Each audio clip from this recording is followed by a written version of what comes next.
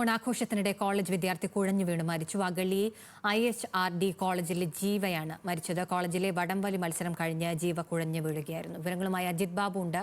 അജിത്തേറെ ദാരുണമായ സംഭവമാണ്. എപ്പോഴായിരുന്നു? മരണകാരണം എന്താണെന്ന് വ്യക്തമായിട്ടുണ്ടോ? വിശദാംശങ്ങൾ.